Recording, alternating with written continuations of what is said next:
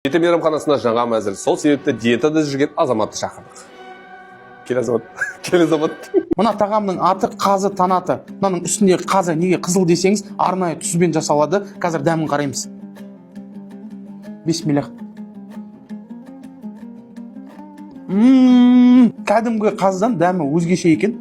Әсіресе мына ақ соуспен араластырып жегенде мощный, короче. Ысталған еттен тартар. Мынандай төртеуін алып келеді. Мынау бауырсақ ортасынан кесілген, үстіне жылқының етінен тартар, көк жуа, помидор, туда-сюда бәрін салған, короче. Осындай закуска. Бисмиллах.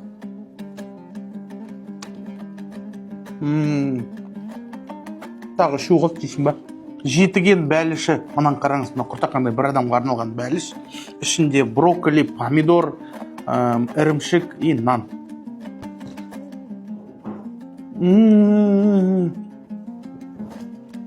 Бұл бәлішті жеген адамның құлағына жетіген деген аспаптың дыбыстары келеді екен. Бұл құмыра сырбаз атты тағам. Мына горшочектің ішінде бетінде наны жабылған, ішінде қойдың үлбіреген жұмсақ помидор араласқан еті. Ой, мына деген сүйегінен деген түсіп жатыр ғой, мына ет деген.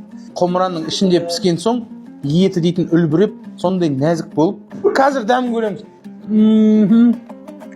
Бұл тағамның аты қарын қуырмаш. Мына қарынның иісін кетіру үшін аспаз оны 2 сағат сұйық майда ұстайды. Сұйық майдан кейін оны 4 сағат қайнатады. Үстіне дәмдеуішін салады. Содан кейін столға ғана береді. Қараңыз, мынау деген таза қарын деген. Бисмиллах. 2 сағат майда ұсталған дәмі көрініп тұр.